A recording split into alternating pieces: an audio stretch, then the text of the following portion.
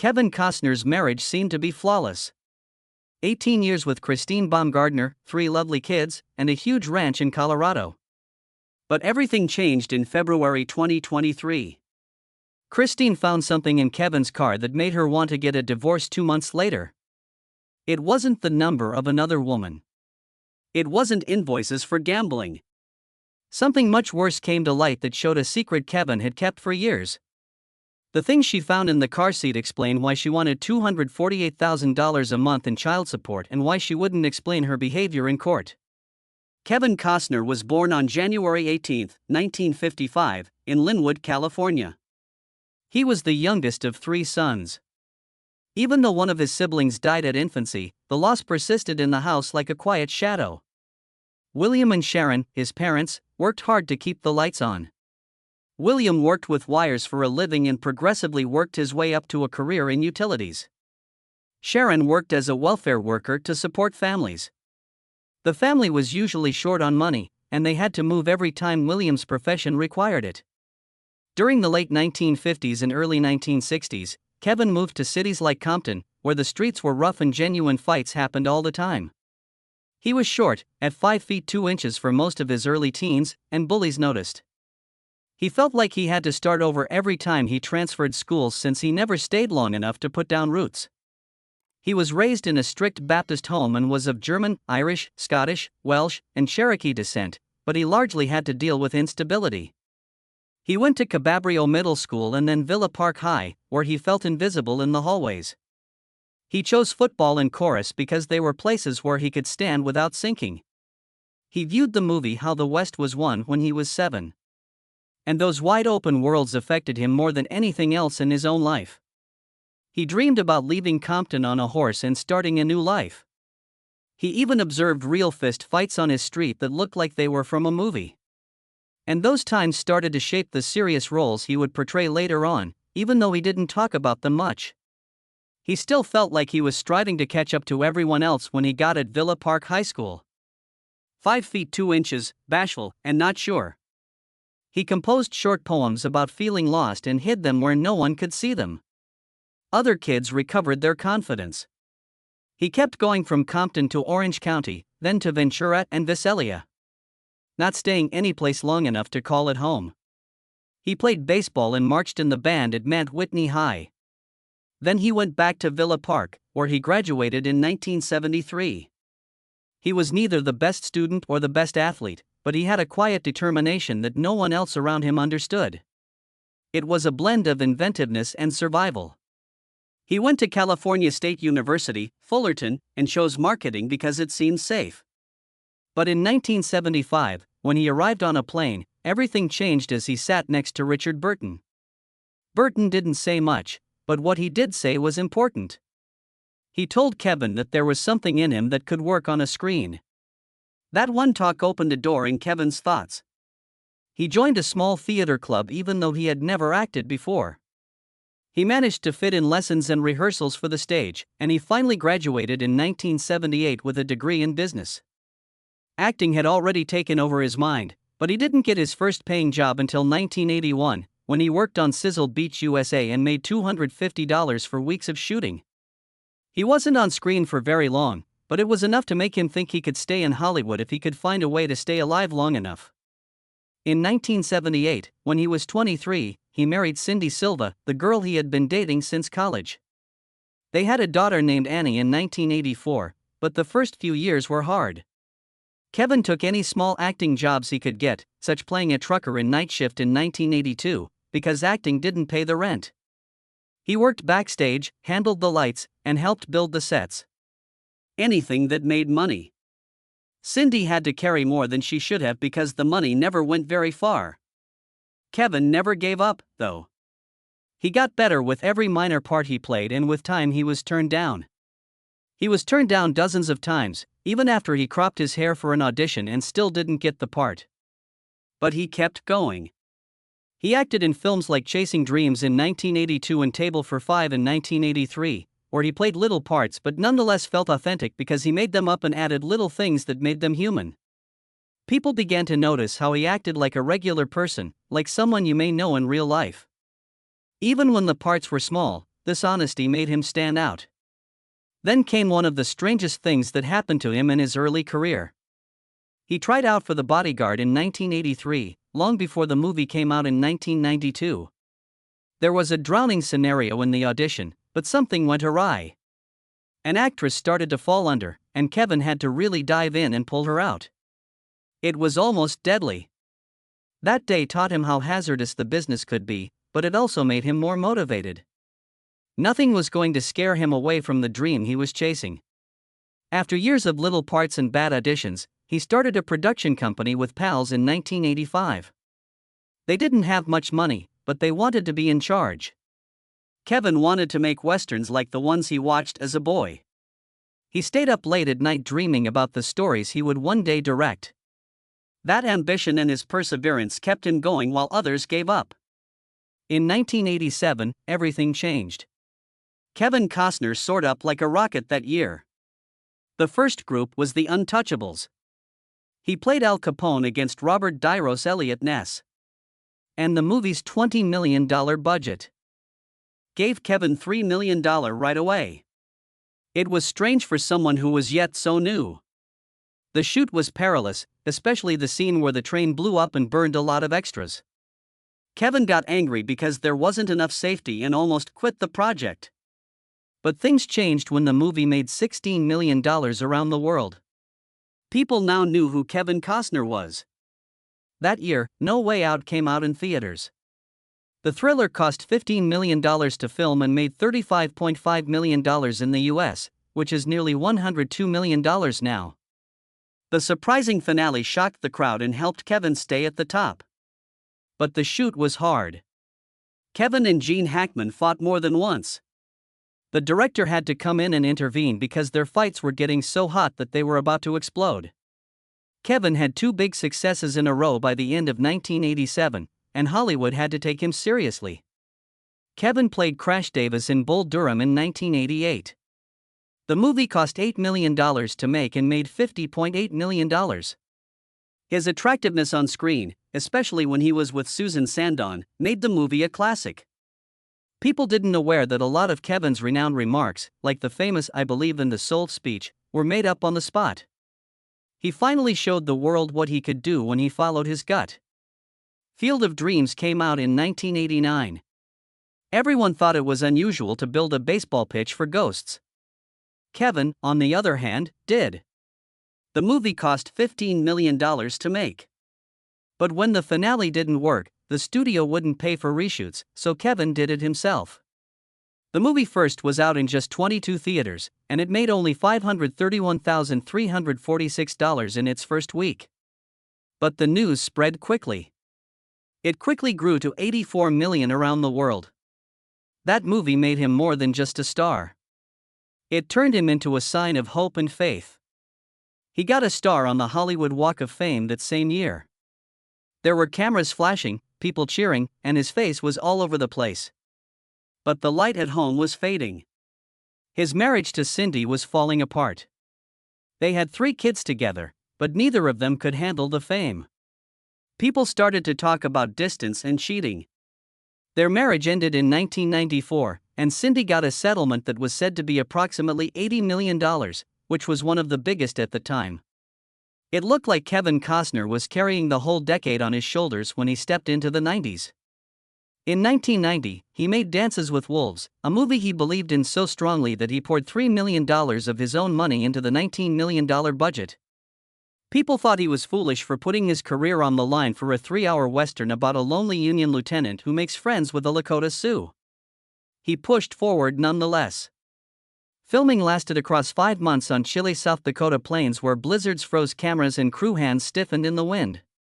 Costner hired Sue Elders to help with every element, from the language to the rights. When the movie came out, all of that care showed. In 1991, it was nominated for 12 Oscars and won 7 of them.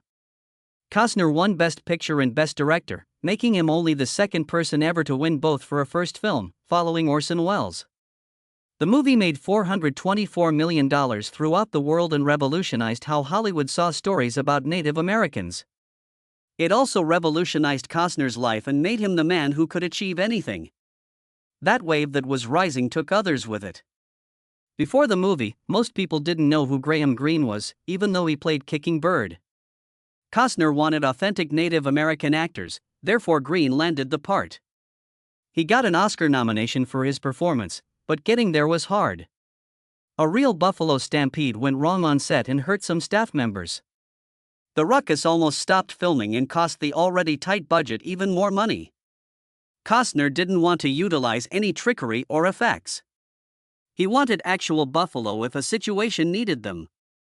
The crew stood outside in the cold with little food and water, waiting for the storms to pass and the animals to calm down. Greene continued working, and when the movie became a huge hit around the world, his career did too. Costner went right into Robin Hood in 1991 following that. Robin Hood, Prince of Thieves, became a massive action movie, especially the $48 million sword fight scene near the end.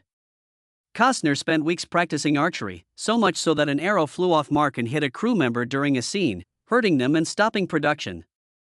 The movie made more than $390 million over the world, even though there was an accident and people didn't like his English accent. Alan Rickman was great as the Sheriff of Nottingham, and Costner became Hollywood's leading man of the time. Then, in 1991, he played JFK, which required more energy than anything else he had done. Oliver Stone let the camera run while Costner gave a 15-minute speech in court about the Zapruder film. That speech became one of the movie's main points. There was a lot of talk about the movie because it merged real events with guesses about the Kennedy assassination. People who didn't like it spoke out against it. Historians argued over it, but people came regardless. It made $25 million and was nominated for 8 Oscars. Costner's performance brought new life to old questions. He made a choice that shocked everyone during this high. He said no to Pretty Woman in 1990. He said no to the romantic comedy because he feared it would give him the wrong image. Instead, he focused on Dances with Wolves. That decision changed the course of his life. Success made him more sure of himself, but it also led to fights with studios. He started asking for more control and pressing for rewrites and final cuts. His connections with producers who had earlier fought to work with him were hurt by the power disputes. He kept getting jobs, building on his success, and pushing the bounds of what he could do. By the end of 1992, Costner had reached a level that few actors ever do. The Bodyguard came out on November 25, 1992, in 117 theaters and generated $16.6 million in its first weekend. It went up to $121.9 million in North America and $401 million around the world. The soundtrack sold more than 18 million copies, making it a huge hit. There were a lot of rumors about him and Whitney Houston, but Costner stayed concentrated on the physical training and threat choreography that made his persona. After that, the movie got 2 Oscar nominations for Best Original Song, which cemented its place at the top of the world of movies. Then came A Perfect World. Costner played an escaped convict who makes friends with a kidnapped boy in 1993. This was one of his most heartbreaking roles. Clint Eastwood was in charge, and even though they got along, there was a lot of friction between them. Costner wanted the script to have more depth, and he pushed Eastwood hard. There were some delays, thus doubles were used to film some scenes. The movie made $104 million around the world and Costner was nominated for a Golden Globe. Over time, it became a well-known cult classic. In 1994, Wyatt Earp came. Costner put $72 million into his passion project. He wanted a real mustache, actual places, and real gun choreography. Some of the Dodge City shootouts lasted more than 10 minutes. The movie lasted more than 3 hours, and critics were not happy. The audience also had a hard time, which cost them $25 million. Costner even sought to stop the making of the competing film Tombstone behind the scenes. Hollywood recognized the competition and talked about ego behind closed doors. Years later, people praised the movie for its ambition. But at the time, it was the start of a downward trend. The Bodyguard even added to the stress. Costner and Whitney Houston fought over changes to the songs and singing together. Costner, who was both the star and the producer, thought the script required more conflict, and his alterations made Houston and the studio angry. They pushed through their anger and made sequences that are still great today. But the arguments just made his rising reputation as someone who fought hard for power stronger. Things got heavy at home. In 1994, he and his wife Cindy and their kids Lily, Annie, and Joe lived in a mansion in Orange County. From the outside, it looked great. The stress was always there. Costner worked close to 100 hours a week, going from sets to meetings to late-night editing sessions. Cindy had a hard time with his absences and the idea that his job was more important than their family life. The stress made them drift apart even further, creating cracks that would grow bigger later. At this point, critics were talking about overexposure. 3 big pictures came out in a row, making him feel like he was everywhere. He was going to direct Waterworld next, but no one realized that the movie would become a symbol of Hollywood's excess. Costner kept going for his great aspirations, nevertheless. His ambition might either help him or hurt him, but he wouldn't give up. The movie Waterworld in 1995 changed everything. Originally planned to cost $100 million, the movie ended up costing $175 million after hurricanes destroyed sets in Hawaii. The overall cost was $230 million, including marketing. At the time, it was the most costly movie ever made. A huge ATL that weighed more than 1,000 tons had to be flown in piece by piece. Costner made $250,000 a day, which made many jealous and led to rumors of sabotage. Kevin Reynolds, the director, and he got into fights that were so bad that Reynolds left the movie. Waterworld made $264 million around the world, but the costs ate up the earnings, and the industry called it Kevinsgate. The stress burned bridges and made Costner very tired. In 1997, The Postman came out. He was in charge of directing, producing, and acting in the $80 million movie. It opened on Christmas Day, when Titanic was playing in all the theaters and people were lining up to see it. The Postman made only $17.6 million in the US and $27 million in the world. People gave it bad reviews. People didn't like it because it was 177 minutes long. The fact that it bombed at the box office indicated how far Costner had fallen since Wolves. In the middle of this decline, tabloids grabbed on another topic. Costner and actress Bridget Rooney had a short relationship. Their daughter Liam was born in November 1996, not long after Steve and Cindy got divorced. The age difference, the date, and the secrecy made headlines. Costner didn't admit to being the child's father until 2002, when a DNA test proved it. He did set up a trust fund in the end, but he generally stayed away. The affair made his public image much worse. After Waterworld and The Postman, studios stepped back. He lost roles, including Air Force One, which producers handed to Harrison Ford instead. Costner took a break from acting to focus on polo and environmental issues. He also patiently waited for the industry's anger to pass. He came back with modest ventures, such Tin Cup in 1996, and steadily built up respect again with films like 13 Days in 2000. His comeback wouldn't really happen until years later with Hidden Figures in 2016 and then the success of Yellowstone in the present day. In 2000, 13 Days enabled him reveal a different side of himself. During the Cuban Missile Crisis, he played Kenny O'Donnell. The movie used authentic transcripts of XCOM sessions that took place at the White House, and Costner listened to original audio recordings to get the feel of Kennedy's inner group. The movie made $66 million around the world.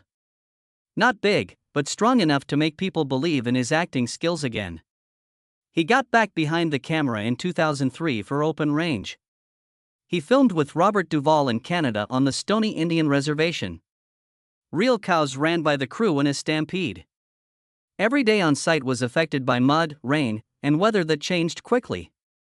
Costner wanted real horses, real dust, and real grit. The movie made $58 million and was a hit with Western enthusiasts who liked how honest it was about emotions. He moved on to something lighter in The Upside of Anger 2 years later. In 2005, he played a retired baseball player who becomes a radio host and falls in love with Joan Allen's character. Both performances were acclaimed by critics, but audiences didn't come. It made $28.2 million around the world on a budget of $12 million. Still, the part helped Costner get closer to doing more character-driven work. Man of Steel in 2013 provided him another popular moment as Jonathan Kent, even though Hollywood changed. The movie made $668 million, and Costner's tornado sacrifice scene became one of its most emotional parts. He made the father-son bond feel real and grounded by drawing on his own experiences living on a ranch. Around the same time, he got into a strange legal fight. Stephen Baldwin sued Costner in 2012 for allegedly cheating him out of $13 million in a business deal to make oil spill cleanup devices after the 2010 Deepwater Horizon disaster. The case went on for a long time, but Baldwin's claim was thrown out by a jury. However, the publicity hurt Costner's reputation as a businessman. In 2013, he was living a quieter life with Christine Baumgartner. They got married in 2004 after a short breakup the year before. They had 2 sons, Caden in 2007 and Hayes in 2009, and they worked on their ranch while Costner worked. Kevin Costner only had a small part in Batman v Superman. Yet those 2 minutes carried the weight of a whole lifetime. He showed up as Jonathan Kent, the quiet father who shaped Superman's idea of right and wrong long before capes and world saving. The scene was filmed in Louisiana on September 1, 2015. Finished in a single day, but the calming Costner's voice stayed with people long after the credits rolled. It was as if he whispered the movie's theme into Clark's soul, while Ben Affleck's Batman lived in the same world but had a darker heart. When the movie came out on March 23, 2016, it made $874 million around the world. Fans still talk about that little moment between father and son as if it were a secret truth in a huge hit movie. Critics said it was one of the most moving scenes in superhero movies. Costner said in interviews that he was surprised that a short scene could have such a big effect. Studios kept the moment brief so the emotional hit would stay sharp. That quiet choice changed the whole tone of the story. Kevin Costner was back in the news when Hatfields and McCoys came out on TV in 2012. The series threw him into muddy mountains and endless gunfire as Devil Anse Hatfield and millions of viewers followed every step. The first episode got 13.9 million viewers and by the finale it grew to 14.3 million, turning it into the most watched scripted show on a DUP-sponsored cable at the time.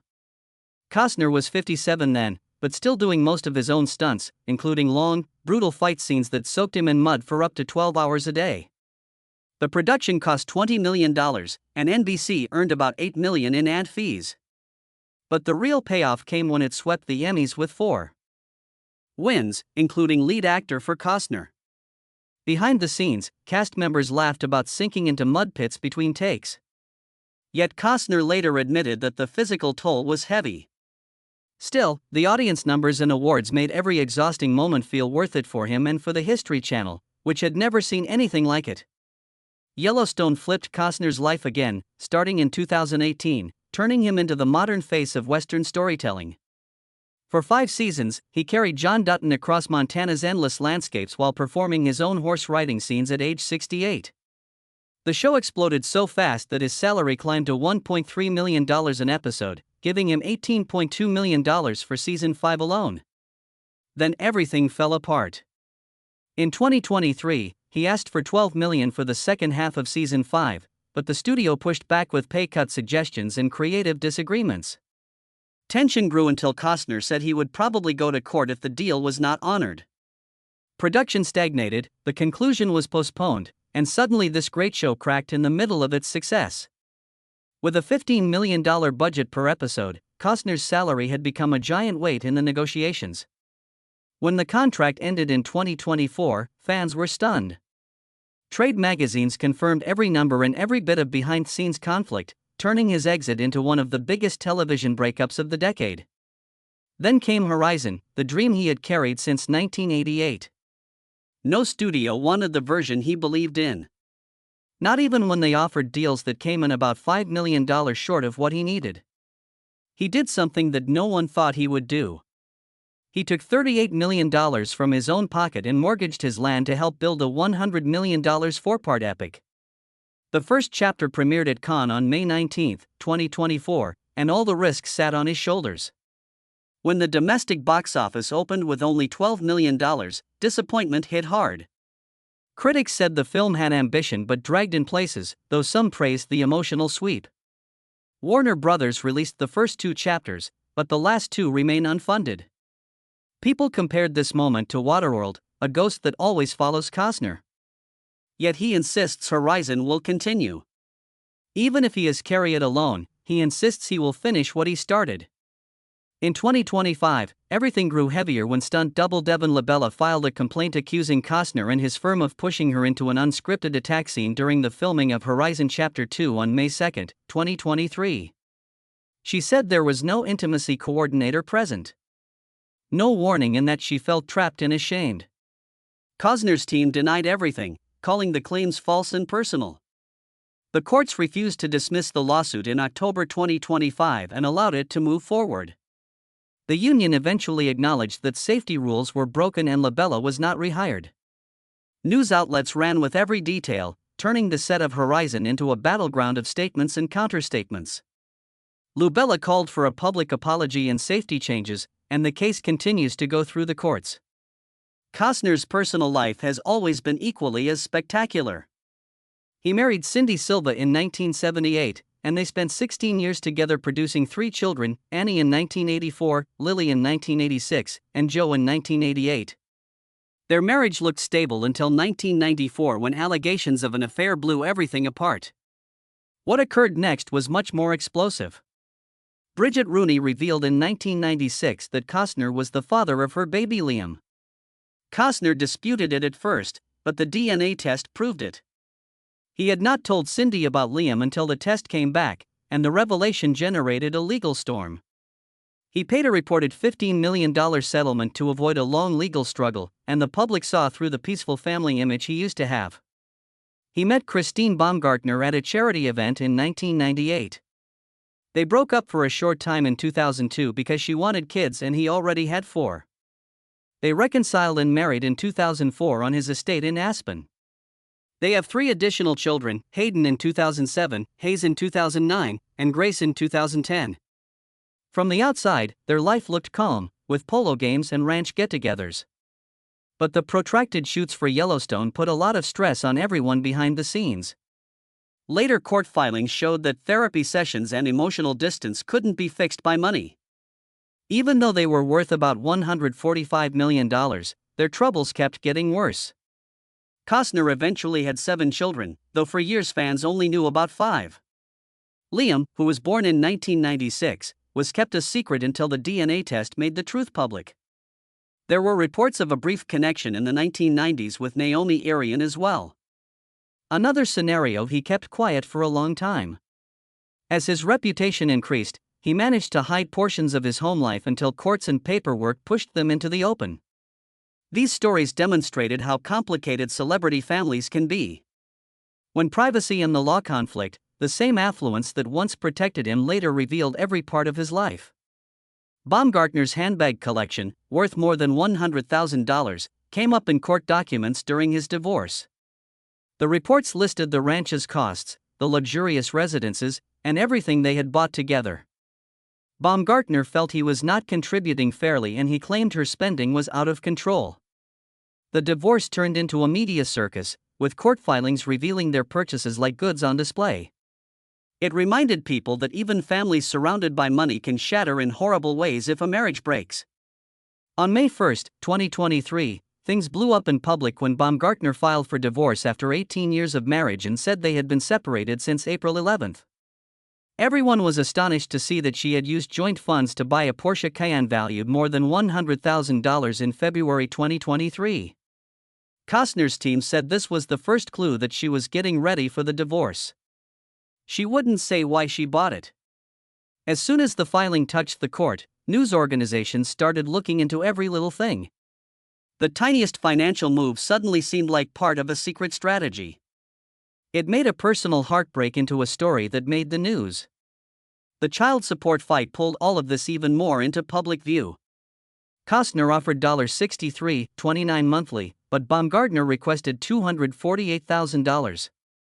The judge agreed to Costner's offer after a 2-day hearing in September 2023. The judge made the judgment based on their resources and the requirements of the children. The fight was all about the prenup. Baumgartner utilized it to keep some of his assets while Costner's lawyers tried to argue that it wasn't fair. In September 2023, they achieved a full settlement, and the divorce became official in February 2024. There were more financial twists to come. Court documents showed that Baumgartner had taken out $90,000 in cash advances and charged $25,000 in legal fees on a card that they both used. Costner said she was purposefully emptying joint accounts. Baumgartner said no to this. The judge still told her to pay back $14.37 of his legal bills. The tabloids went crazy, making every number a headline. After things calmed down, Costner went out with singer Jewel for a short time in late 2023. In January 2025, Baumgartner also moved on and said yes to a proposal from financier Josh Connor. Costner told the reporters on a secluded Santa Barbara beach that he didn't plan to get married again. Instead, he focused on his kids and putting his life back together. Reporters remarked that this personal chapter was similar to the ideas in Horizon, where characters keep going even when everything falls apart around them.